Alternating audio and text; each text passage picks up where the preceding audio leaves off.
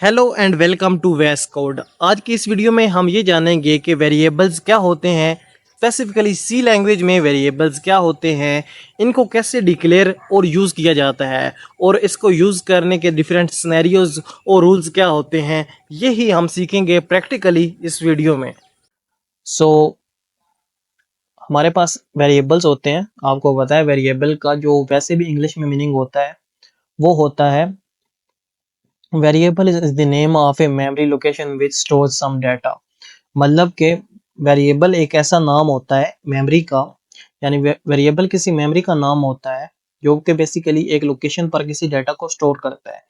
जैसे अभी इसकी एग्जांपल आप ये ले लें कि यहाँ पर ए जो है वो वेरिएबल का नाम है और उसमें स्टोर है 25। सो इतना ही बस। बी है और बी इसमें स्टोर है एस जो कि एक करेक्टर है।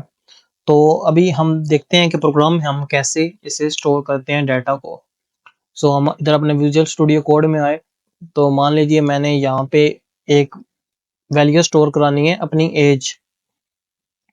सो मैं यहाँ लिखता हूँ इंट। ये इंट क्या है? बेसिकली एक डाटा टाइप है। ये भी आपको इसी चैप्टर में क्लियर हो जाएगा ये हमने क्यों लिखा है। तो हम यहाँ एक वेरिएबल डिक्लेयर करते हैं जो कि है एज। तो एज को हम अब वैल्यू दे देते हैं इज इक्वल का साइन लगाकर। इसको हम वैल्यू असाइन करते हैं 25 और यहाँ पे आकर पे हम स्टेटमेंट टर्मिनेटर लगा देते हैं। तो बेसिकली स्टेटमेंट टर्मिनेटर क्या करता है, ये कॉलन जो है इसे हम स्टेटमेंट टर्मिनेटर कहते हैं। तो ये क्या करता है कि ये हमारे कंपाइलर को या हमारे सी के प्रोग्राम को बताता है कि यहाँ पे हमारी जो लाइन है वो खत्म हो गई है। तो इसी तरह हमने देखा कि हमने 25 वैल्यू दी जो कि हमारे कंपाइलर ने असाइन कर दी इस एज वेरिएबल में। तो ये इसकी डाटा टाइप है जिसे मैं आपको इस चैप्टर में आगे बताऊंगा कि डाटा टाइप क्या होती है। इसी तरह मान लो हमने कोई करैक्टर जो है वो स्टोर करना हो तो हम क्या लिखेंगे, चार, मतलब करैक्टर का शॉर्टकट है, ये डाटा टाइप है। तो मैं मान लीजिए ग्रेड अब स्टोर करने वाला हूँ। ग्रेड इज इक्वल टू, तो मैं लिख दूंगा ए। मान लीजिए मेरा ग्रेड ए आया है, मैं बहुत लाइक बच्चा हूँ। तो ये हम अब देखें जो ए की वैल्यू है वो इस ग्रेड में स्टोर हो गई है। तो सिंपली हम इस तरह वेरिएबल्स में डाटा स्टोर कर सकते हैं। हम मान लीजिए हमने कोई फ्लोटिंग पॉइंट नंबर, मतलब कि वो नंबर जिसका कोई डेसिमल पॉइंट आ रहा है वो स्टोर करना हो तो हम क्या लिखेंगे, सिंपली हम लिखेंगे फ्लोट। मान लीजिए पाई की वैल्यू मैंने स्टोर करनी है तो पाई की वैल्यू इज इक्वल टू क्या वैल्यू इसमें मैं स्टोर करना चाहता हूँ, 3.14 हमारी पाई की वैल्यू है। तो वो अब स्टोर हो गया इस चीज में। तो सिंपली बस इस तरह से हम अब इस में डाटा स्टोर कर सकते हैं। लेकिन इन वेरिएबल्स को जो डिफाइन करने के कुछ रूल्स हैं, मतलब कि इनका नाम आपने कैसे रखना है उसके लिए हमारे पास कुछ रूल्स हैं। तो सबसे पहला हमारा वेरिएबल को जो नाम देने का या डिक्लेयर करने के लिए जो रूल्स हैं उनमें पहला रूल है वेरिएबल्स आर केस सेंसिटिव। मतलब मैं इसको एक बार क्लियर करता हूँ तो आपको बताता हूँ। अब एक मैं चले इंटीजर मैं ले लेता हूँ एक डाटा टाइप। उस डाटा टाइप में मैं रख देता हूँ ए। अब ए इज इक्वल टू 25। अब इस वेरिएबल में कैपिटल ए में 25 वैल्यू जो है वो हमारी स्टोर है। तो यहाँ इंट ए में करता हूँ इज इक्वल टू 35। तो ये दोनों चीजें अलग अलग हैं, मतलब कैपिटल ए एक अलग वेरिएबल है और जो स्मॉलर ए है, लोअर केस ए है, वो एक अलग वेरिएबल है। तो आपने इनके दरमियान कंफ्यूज नहीं होना। अगर आपने बड़ा ए लिखा है तो आप आगे भी बड़ा ए यूज करेंगे अगर आपने उसकी वैल्यू यूज करनी है। अगर आपने आगे यूज करते हुए इसके लिए स्मॉलर ए या लोअर केस ए को यूज किया तो वो उसकी वैल्यू अलग देगा, वो इसकी अपनी वैल्यू नहीं देगा। तो आपने ये ध्यान रखना है कि ये केस सेंसिटिव होते हैं। दूसरा रूल हमारे पास क्या है, फर्स्ट कैरेक्टर इज अल्फाबेट और अंडरस्कोर। तो ये रूल हमें ये बताता है कि पहला जो हमारा कैरेक्टर होगा वो या तो अल्फाबेट होगा। मान लीजिए मैंने अब यहाँ पे स्टोर करनी थी एज अपनी। मान लीजिए ये मेरे पास है एज 25, ठीक है। तो अभी आप देख रहे हैं कोई एरर इसमें शो नहीं हो रहा। मैं इसको थोड़ा बड़ा भी कर देता हूँ। तो अभी हमारे पास इसमें कोई, तो अभी मैंने यहाँ से इसे बड़ा कर दिया, तो अभी देख लें हमारे पास कोई एरर नहीं आ रहा। मगर जैसे ही मैं इसका नाम रखता हूँ वन एज, तो देखें ये यहाँ से रेड इसने पूरा का पूरा कर दिया है, कह रहा है कि आपने कोई ना कोई यहाँ गलती की है, क्योंकि हम वेरिएबल का जो सिंटैक्स है उसको डिक्लेयर करने का, तो हम उसके नाम में हम शुरू में नहीं लिख सकते कोई भी नंबर, ठीक है। तो हम शुरू में अब अंडरस्कोर लिखे, तो अंडरस्कोर हम लिख सकते हैं, कोई भी एरर नहीं आया। तो अगर मैं अंडरस्कोर की जगह कोई और स्टार लगा दूं या कोई और कैरेक्टर लगा दूं, मान लीजिए मैंने हैश लगा दिया इसकी जगह, तो ये अब देखें इसने यहाँ पे रेड लाइन शो कर दिया है, एरर आ गया है। इसलिए हम इसके शुरू में जो है सिर्फ एक अल्फाबेट इंग्लिश का यूज कर सकते हैं, या फिर हम यूज कर सकते हैं अंडरस्कोर। तो मान लीजिए अब मैंने यहाँ पे वेरिएबल का नाम लिखना था एज 2, तो अब मैंने एज 2 लिखा हुआ है, तो देखें वो एरर हट गया है, क्योंकि हमने शुरू में नंबर नहीं लिखा, हमने इसके एंड पे या दरमियान में नंबर लिखे, तो हमें कोई इससे प्रॉब्लम नहीं होने वाली। तो अगला जो हमारा वेरिएबल को रूल है डिफाइन करने का, या वो है नो कॉमा और ब्लैक स्पेस। अब इसके नाम में हम कोई भी कॉमा या ब्लैंक स्पेस जो है वो नहीं दे सकते।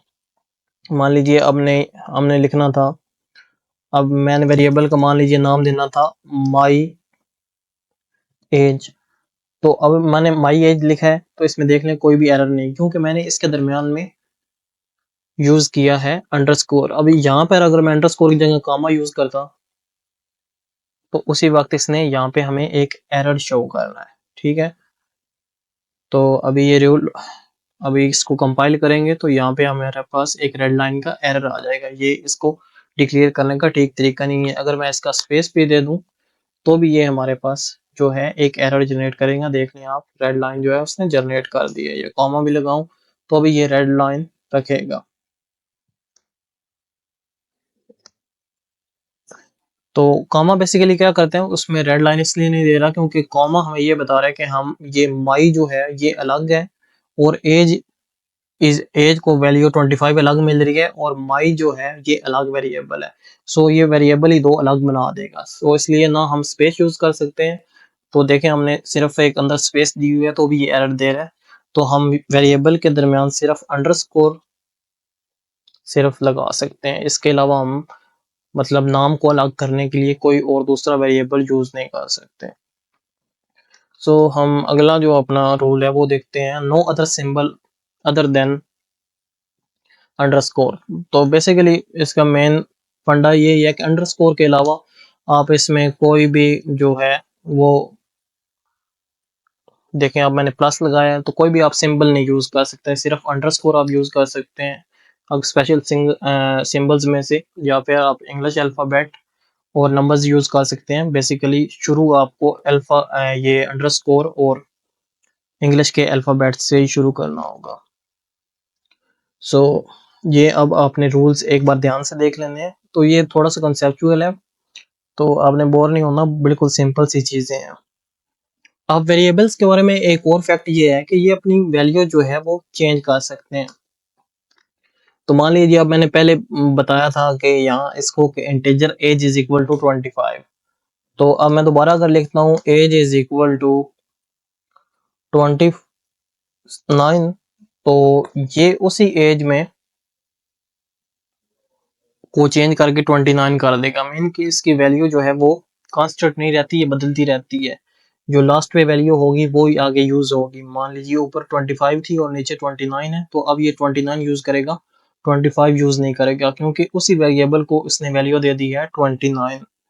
और ये बिल्कुल सिंपल सी चीज है कि वैसे भी वेरिएबल का जो मीनिंग होता है इंग्लिश में वो भी होता है कि ऐसी चीज जो बदलती रहे, मतलब कि इसकी वैल्यू चेंज हो सकती है।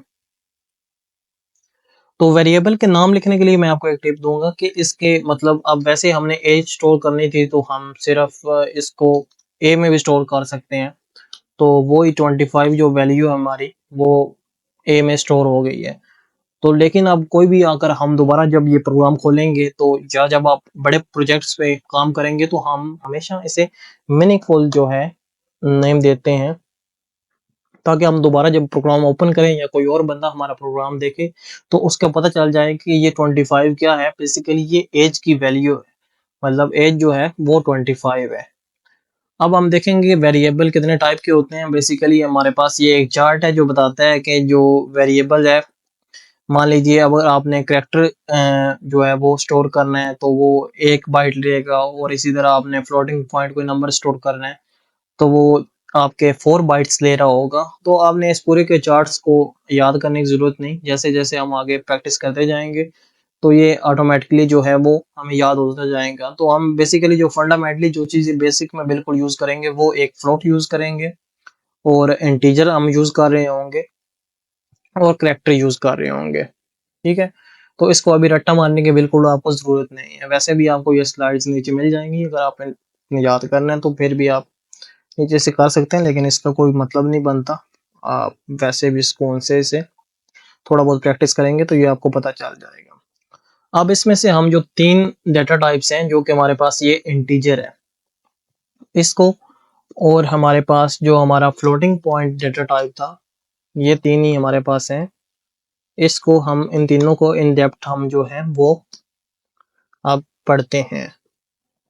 इनको थोड़ा-सा हम समझते हैं तो फिर आपको एवरीथिंग जो है इसके बाद क्लियर हो जाएगी। तो हम एक कैरेक्टर भी लिख देते हैं, ग्रेड भी लिख देते हैं। इसका नाम, वेरिएबल का नाम ग्रेड है, और ग्रेड मेरा जनाब ए है। सॉरी। सो अब ये वेरिएबल हमने अगर कोई इंटीजर, मतलब कि एक प्रॉपर नंबर जो है इंटीजर जो हमने स्टोर करना है, तो उसके वेरिएबल से पहले हम उसे जब डिक्लेयर करते हैं तो हम उसे लिखते हैं इंट। जो इंट इसकी डाटा टाइप है, मतलब कि ये 25 है। इसको कंपाइलर को समझ आ जाएगी कि ये एज की जो वैल्यू है ये इंटीजर्स में है। और इसी तरह फ्लोटिंग पॉइंट जो है वो हम यूज करते हैं जब हमें कोई पॉइंट वाली या डेसिमल पॉइंट वाली रियल वैल्यू जो है वो उसे स्टोर करवाना है। तो अभी ये पाई की वैल्यू जैसे 3.14 थी, तो अभी ये कंपाइलर को नहीं पता ये 3.14 क्या है या कुछ भी उसको समझ नहीं आता, क्योंकि कंप्यूटर की लैंग्वेज जो अल्टीमेटली है वो 0101 होती है। तो ये फ्लोट जो है वो हम पहले ही उसे बता देते हैं कि ये जो 3.14 वैल्यू है ये एक डेसिमल पॉइंट वाली वैल्यू होगी। तो बेसिकली हम इसे इस तरह लिखते हैं। तो कैरेक्टर अगर आपने कोई स्टोर करवाना है तो बेसिकली हमने 4 उसके लिए शॉर्टकट लिख देते हैं ताकि उसको पता चल जाए कि ये उसकी टाइप है, तो वो उसको स्टोर करेगा और उसको ट्रीट करेगा as a character. I hope so आपको वीडियो पसंद आई होगी। अगर आपको वीडियो पसंद आई हो तो प्लीज़ वीडियो को लाइक और चैनल को सब्सक्राइब कर लें, क्योंकि इस चैनल पर हम आपके लिए कोडिंग और प्रोग्रामिंग रिलेटेड कंटेंट लेकर आते रहते हैं। देखने के लिए बहुत शुक्रिया। Good bye.